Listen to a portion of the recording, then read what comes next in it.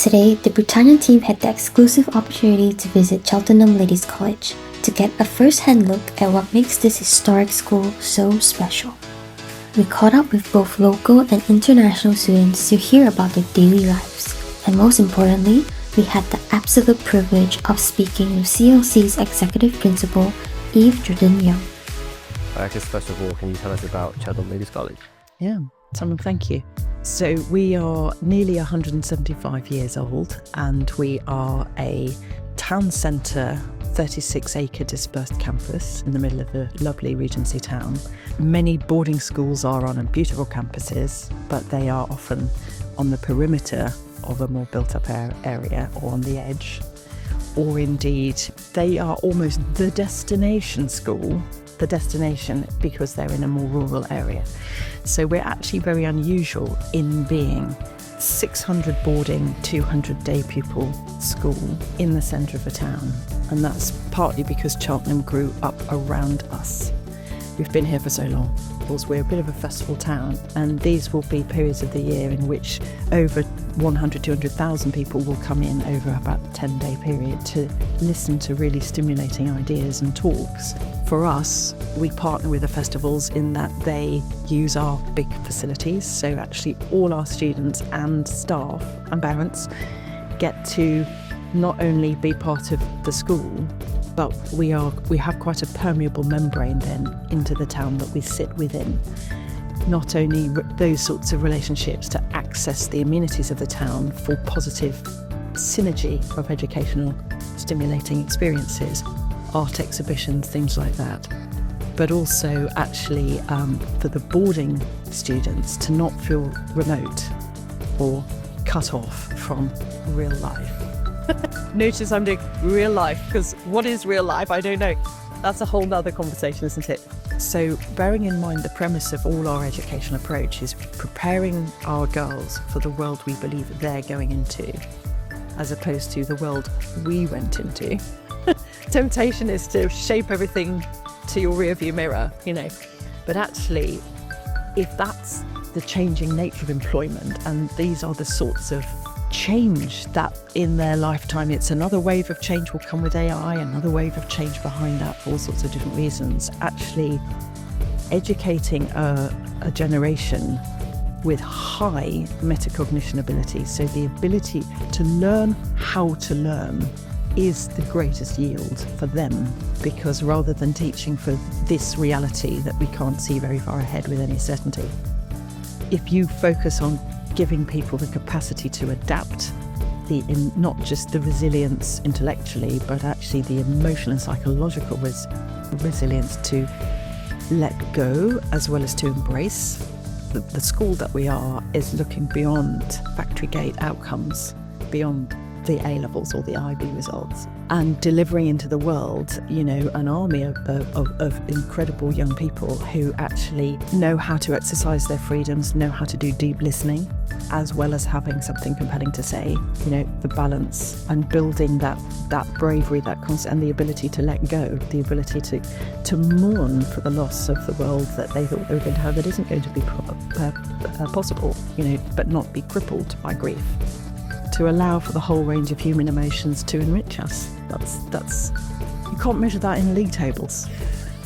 Our 800 girls at the moment come from 600 different schools, which means that their journey towards our admissions tests and their journey past those into our classrooms and our boarding houses or day houses has come, it's sort of 600 little pairs of feet.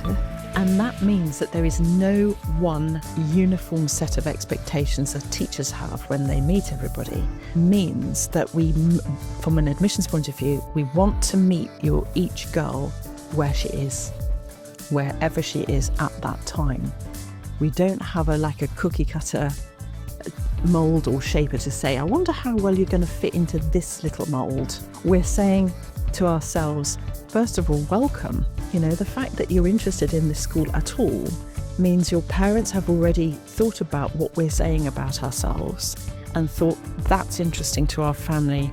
There must be enough resonance with our family values to make it worth an inquiry, a registration, say some admissions kind of process. So we're already actually more aligned than it might seem already, and that's a wonderful baseline to start from.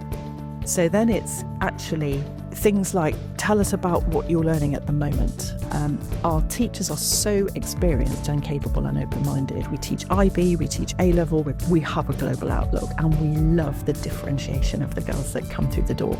So we can adjust in a conversation with an 11-year-old, 10-year-old, 13-year-old, 15-year-old, doesn't matter. They're all wonderful to talk to. You never have a dull conversation, that's for sure. You probably know that already. It's never dull. And we're looking really for attitudes of mind. So firstly, try to get them to relax so that they're not worried about, did I say the right answer? Maybe someone was trying to coach me for this interview, and did I do well enough? Did I read the press this morning? What President Trump did today? I don't know, some version of this. And that's okay, but actually we're almost saying, fine, but let's meet you. In our committed mission statement for the school is the word self-determination. And this is actually quite critical because we want to encourage, guide and support girls in becoming self-determining young women who have the capability to be self-determining. That means I can make my own decisions. I feel confident to choose. The irony being, the smarter you are, the better education you have, the more supportive your family is, the more self-belief you have that you can do anything you turn your mind to, the more permutations of options there are. It's overwhelming. So we're educating the best informed generation that has ever lived from greatly supportive and inspiring families. That can be an overwhelming amount of choice. Almost like, how do I decide? I'm gone paralysed. I don't know how to decide.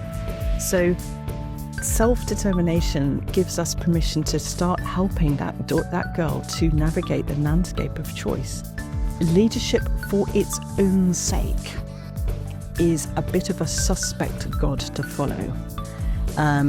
Why do you want to lead? Is it about power? Is it about control? Is it about status and rank? Or does it emerge from a place of belief in the cause, or belief in the need for leadership of a situation which is chaotic and causing suffering?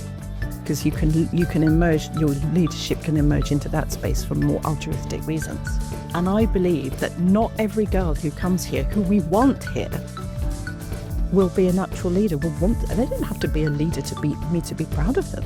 I think the world needs followers. We need girls who are capable of leadership, if they choose to. Content to follow if that's their preference, or life puts them in a situation where that's the only thing they've got to do at the moment. Do it well. Do it with grace. Hearing directly from the school's executive principal has truly brought the school's vision to life. It's clear from our conversations today that Cheltenham Ladies College isn't just about preserving its incredible history. It's about actively shaping the future of young women.